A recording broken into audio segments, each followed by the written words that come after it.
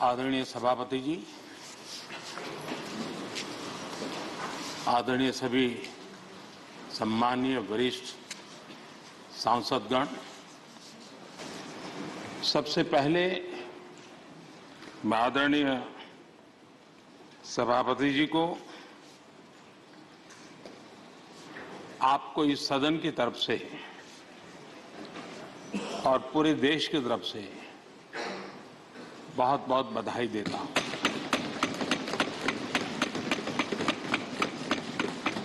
आपने एक सामान्य परिवार से आकर के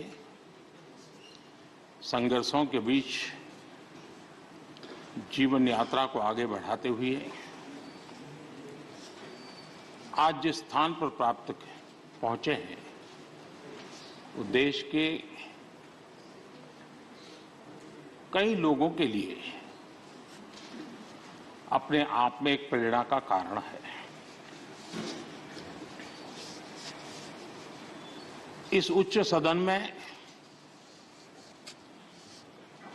इस गरिमामय आसन को आप सुशोभित कर रहे हैं और मैं कहूंगा कि किठाना के लाल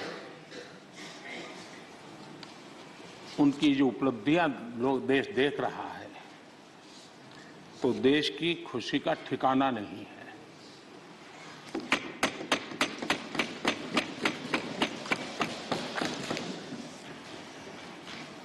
आदरणीय सभापति जी, ये सुखद अवसर है कि आज आर्म फोर्सेस फ्लैग डे भी है।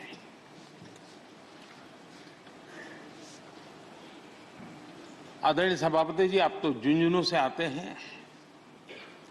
झुंझुनू वीरों की भूमि है। शायद ही कोई परिवार ऐसा होगा कि जिसने देश की सेवा में अग्रिम भूमिका न निभाई हो। और ये भी सुनने में सुहागा है कि आप स्वयं भी सैनिक स्कूल के विद्यार्थी रहे हैं।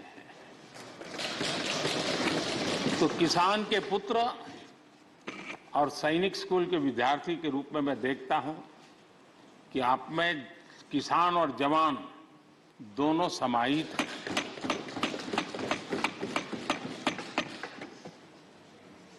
मैं आपकी अध्यक्षता में इस सदन से सभी देशवासियों को आर्म फोर्सेस फ्लैग डे की भी शुभकामनाएं देता हूं।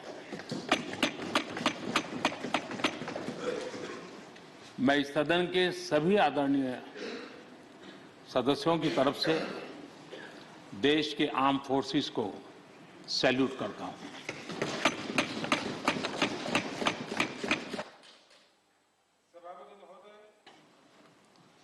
आज संसद का ये उच्च सदन एक ऐसे समय में आपका स्वागत कर रहा है जब देश दो महत्वपूर्ण अवसरों का साक्षी बना है।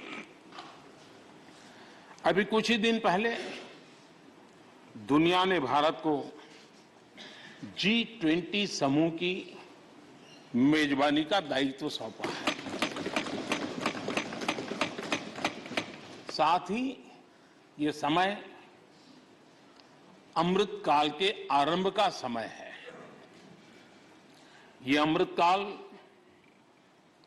एक नए विकसित भारत के निर्माण का कालखंड तो होगा ही, साथ ही भारत इस दौरान विश्व के भविष्य की दिशा तय करने में भी बहुत अहम भूमिका निभाएगा। आदरणीय सभापति जी, भारत की इस यात्रा में हमारा लोकतंत्र, हमारी संसद, हमारी संसदीय व्यवस्था, उसकी भी एक बहुत महत्वपूर्ण भूमिका रहेगी। मुझे खुशी है कि इस महत्वपूर्ण कालखंड में उच्च सदन को आपके जैसा सक्षम और प्रभावी नेतृत्व मिला है। आपके मार्गदर्शन में हमारे सभी सदस्यगण अपने कर्तव्यों का प्रभावी पालन करेंगे।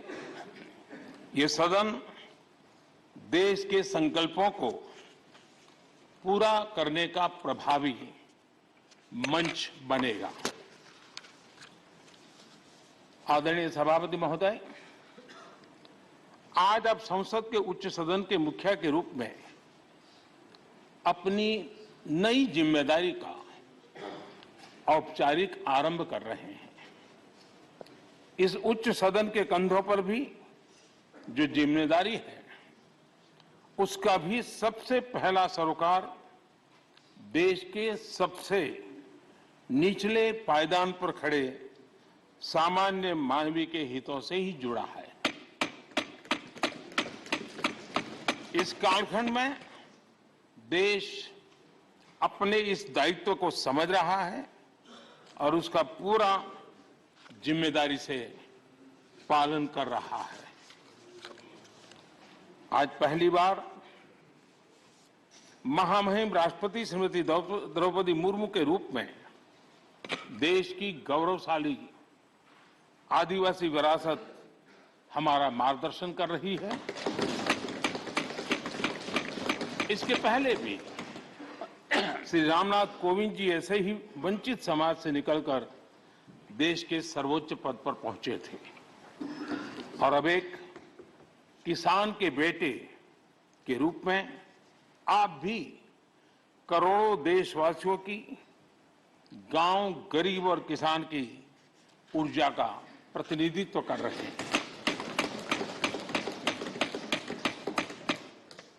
आदरणीय सभापति जी, आपका जीवन इस बात का प्रमाण है कि सिद्धि सिर्फ साधनों से नहीं, साधना से मिलती है। आपने वो समय भी देखा है जब आप कई किलोमीटर पैदल चलकर स्कूल जाते थे। गांव, गरीब, किसान के लिए आपने जो किया वो सामाजिक जीवन में रहे हर व्यक्ति के लिए एक उदाहरण है। आदरणीय सभापति जी, आपके पास सीनियर एडवोकेट के रूप में 3 दशक से ज्यादा का अनुभव है। मैं विश्वास से कह सकता हूं कि इस सदन में आप कोर्ट की कमी महसूस नहीं करेंगे।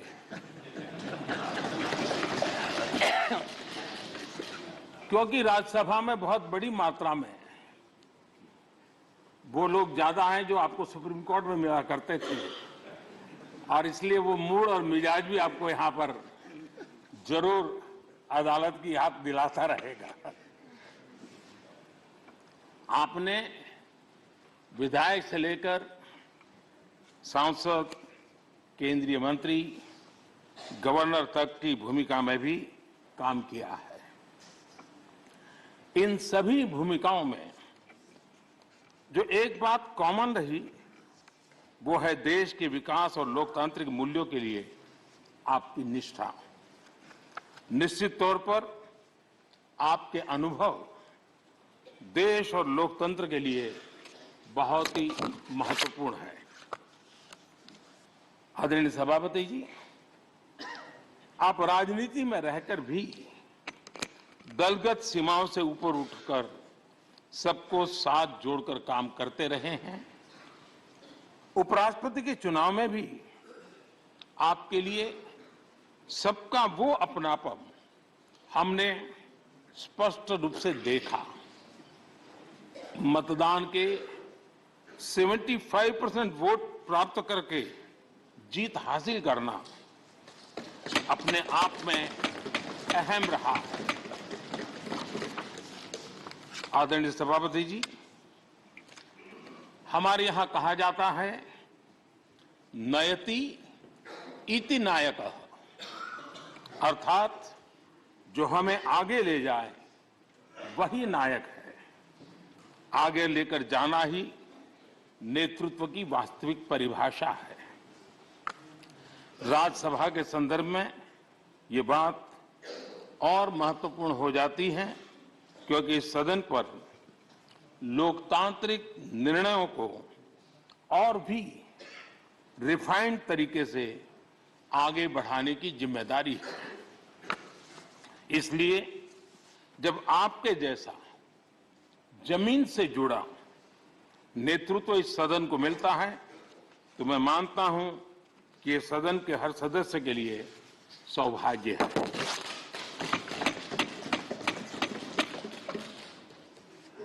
आदरणीय सभापति जी, राज्यसभा देश की महान लोकतांत्रिक विरासत की एक संवाहक भी रही है और उसकी शक्ति भी रही है। हमारे कई प्रधानमंत्री ऐसे हुए जिन्होंने कभी न कभी राज्यसभा सदस्य के रूप में कार्य किया। अनेक उत्कृष्ट नेताओं की संसदीय यात्रा राज्यसभा से शुरू हुई थी। इसलिए इस सदन की गरिमा को बनाए रखने और आगे बढ़ाने के लिए एक मजबूत जिम्मेदारी हम सभी के ऊपर है। आदरणीय सभापति जी, मुझे विश्वास है कि आपके मार्गदर्शन में ये सदन अपनी इस विरासत को, अपनी इस गरिमा को आगे बढ़ाएगा, नई ऊंचाइयां देगा। सदन की गंभीर चर्चाएं, लोकतांत्रिक विमर्श लोकतंत्र की जननी के रूप में हमारे गौरव को और अधिक ताकत देंगे। आदरणीय सभापति महोदय जी, पिछले सत्र तक हमारे पूर्व उपराष्ट्रपति जी और पूर्व सभापति जी इस सदन का मार्गदर्शन करते थे और उनकी शब्द रचनाएं, उनकी तुकबंदी सदन को हमेशा प्रसन्न रखती थी। ठहाके लेने के लिए बड़ा अवसर मिलता था। मुझे विश्वास है कि आपका जो हाजिर जवाबी स्वभाव है वो उस कमी को कभी खलने नहीं देगा और आप सदन को वो लाभ भी देते रहेंगे। इसी के साथ मैं पूरे सदन की तरफ से, देश की तरफ से, मेरी तरफ से आपको बहुत बहुत शुभकामनाएं देता हूं। धन्यवाद।